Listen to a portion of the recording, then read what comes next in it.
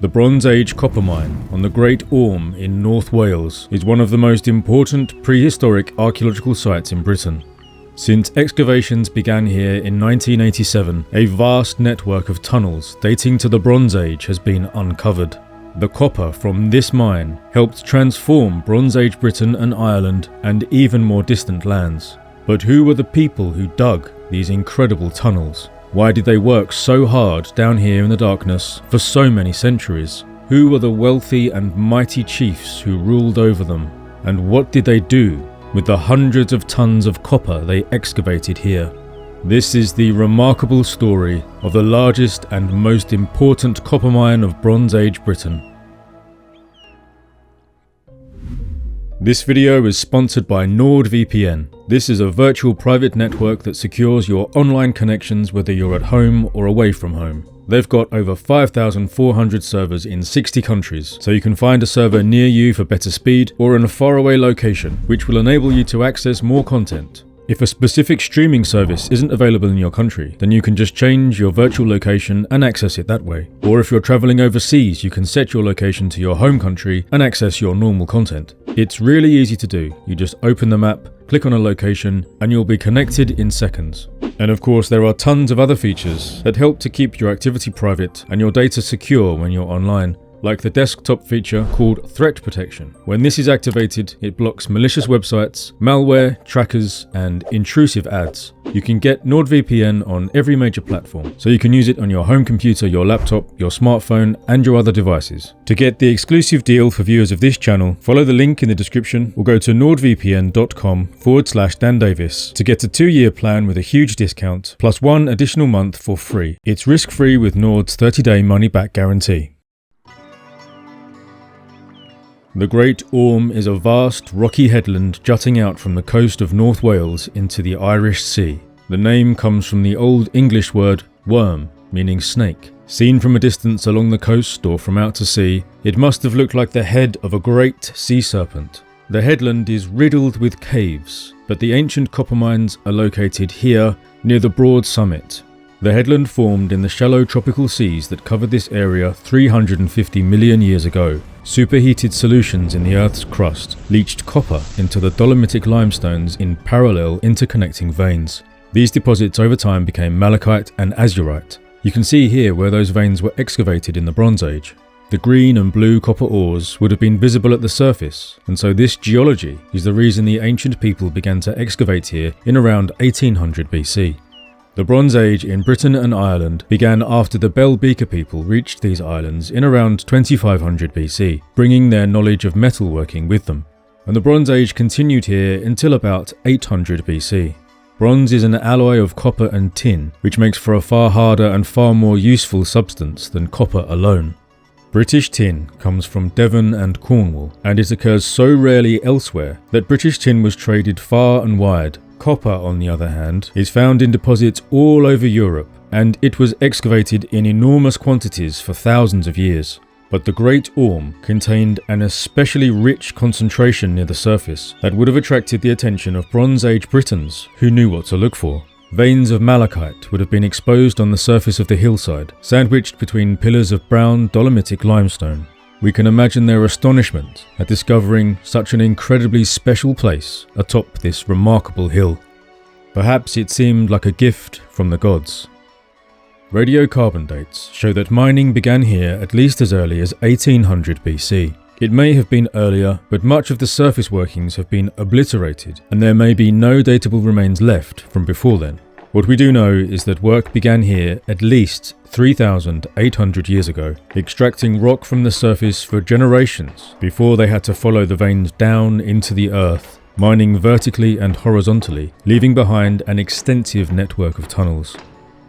This three-dimensional plan shows the complexity of the mine workings and only represents 5% of the currently surveyed tunnels.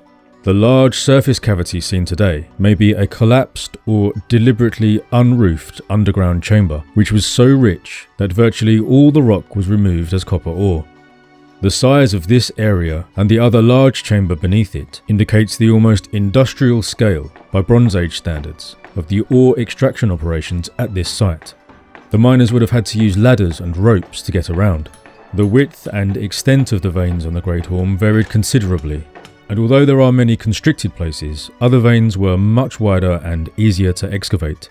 However, some of the workings here are so tiny they could only have been mined by small children, pummeling the rock with stone hammers and scraping and levering out the ore with bone picks. The workers excavated using a variety of tools and methods. Over 2,500 hammerstones have been recorded here. These were selected from the local beaches for their size, shape and hardness. They were made of the hardest rock in the area, dolerite, diorite and basalt. The rock they had to excavate was also quite hard, and the hammerstones are found battered and broken. The largest found so far weighs 30 kilograms or 66 pounds. The archaeologists believe this would have been suspended from a timber frame and swung against the rock face. Other hammerstones show signs of modification, indicating that they had been fitted with a handle. They also used animal bone tools. Over 35,000 have been found here. More than half are from cattle, and the rest are from sheep, goats and pigs. They are stained green from their exposure to the copper-rich atmosphere that they have sat in for 3,000 years, and this chemical process has also helped to preserve them. Leg bones, split and worked into a point, and ribs are the most common bone tools, but there are also shoulder blades, which were used as shovels, and they also used bronze tools quite extensively. Following the 2016 excavation of one tunnel section, the archaeologists discovered over 1,200 fragments of bronze from tools used in the mine. The largest pieces were the fractured tips of bronze picks and chisels. In fact, a bronze pick tip was discovered way back in 1831, when local miners broke into a vast chamber almost 40 meters or 120 feet long with stalactites as thick as tree trunks. This discovery was even before the concept of the three ages, the Stone Age, the Bronze Age and the Iron Age, had been proposed by the pioneering Danish antiquarian Christian Jørgensen Thomsen. So of course the local miners had no concept of the Bronze Age. They assumed the chamber had been mined by the Romans or medieval Welshmen, but the bronze pick tip they found back then shows that the Great Chamber was actually a Bronze Age excavation. Perhaps this incredible chamber is still down there somewhere, waiting to be rediscovered. But it's more likely those 19th century Welshmen blasted it all to pieces.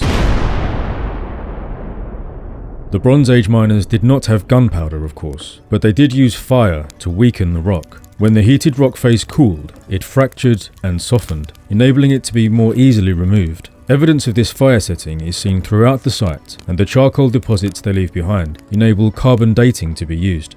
They can even analyse the remains to discover what wood was burned. Most commonly it was oak and alder. Oak is famously superb firewood, and alder can be coppiced, used as kindling, and makes excellent charcoal. Tree ring analysis of charcoal remains suggests that the wood used was indeed coppiced, demonstrating the woodland management practices in place locally to meet the demands for timber. Lighting inside the mines was provided by oil lamps and tapers. 2 lamps have been discovered here, made from shale with a central depression carved out to contain the animal fat and a wick, possibly made from moss. In prehistoric salt mines in Europe, where organic material survives better, light sources have been found to be bundles of splints or tapers of pine. Whatever methods they used here, it would have been very dangerous in the deeper parts of the mine, where there was a lack of ventilation, as the flames burned the limited volume of oxygen. There must have been countless accidents and disasters here over the centuries, with who knows how many deaths and injuries. But they took steps to preserve their lives, in some cases building walls to support tunnel roofs that were unstable or cracking.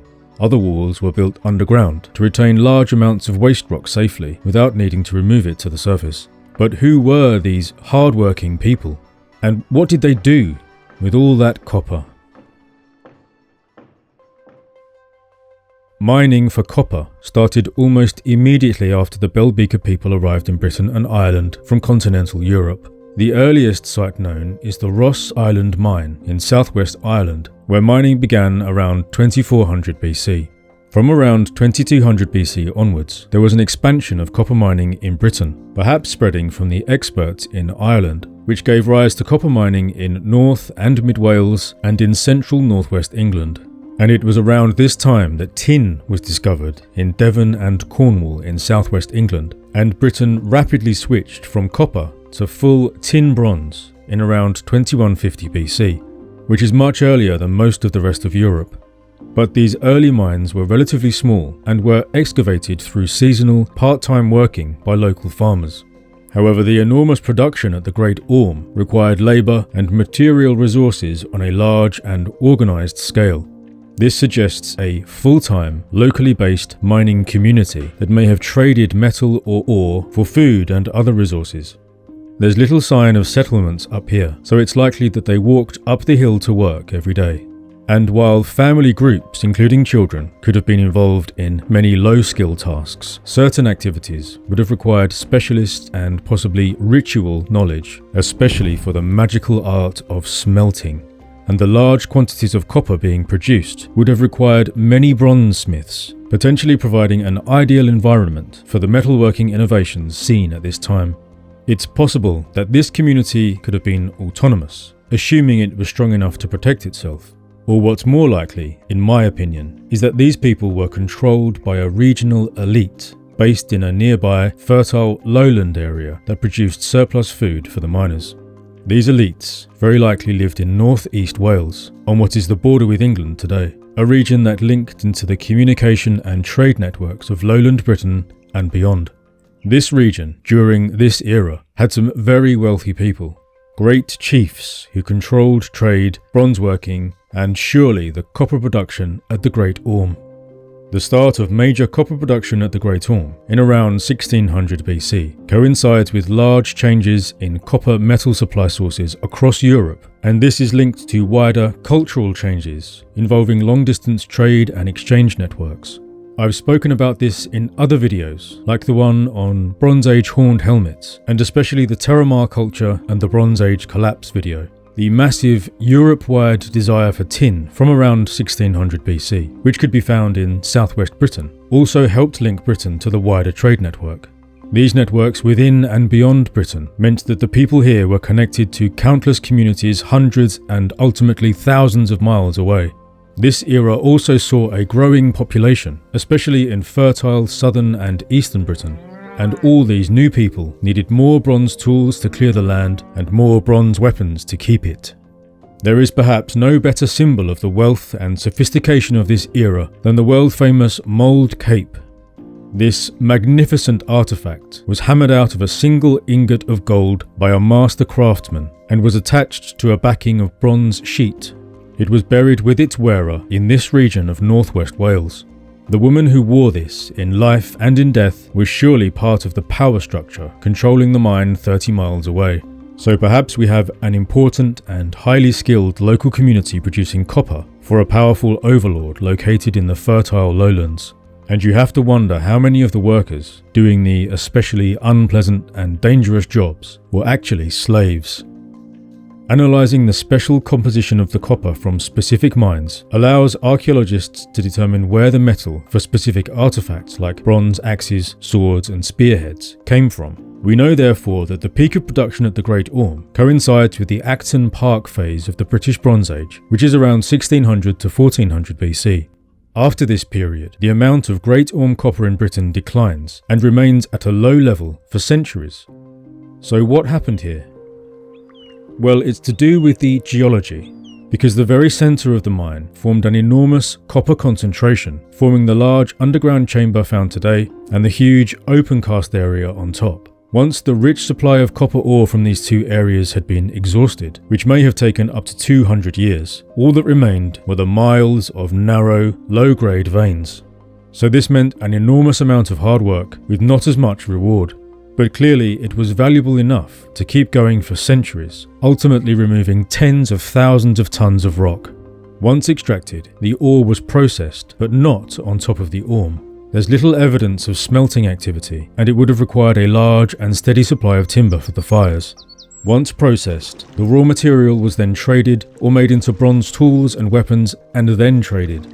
So where did all the copper excavated here end up? This map shows the distribution of a type of bronze axe called a palstave, made from Great Orme copper. The dense cluster shown in eastern England may well be due to better preservation and discovery in that region. But the other cluster, on the North Wales border, is the main production centre for the Great Orme copper. And of course this is the homeland of the great chiefs who controlled the mine. From here, the produce of the mine could be shipped around Britain by river and coast, and then beyond to mainland Europe, from Brittany to the Baltic, and to Ireland.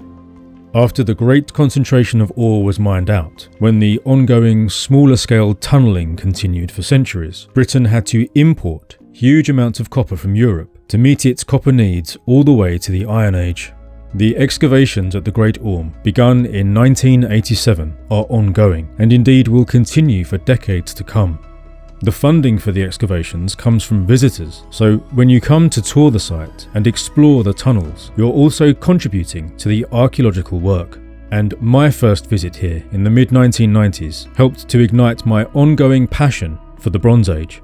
Thank you to my patrons for supporting the channel. If you enjoy my videos, please subscribe on Patreon to ensure I can keep making them in future. And do hit like on the video and subscribe if you want to see more videos like this. Now, please watch this video on the Terramar culture, the Bronze Age trade networks, and the Bronze Age collapse.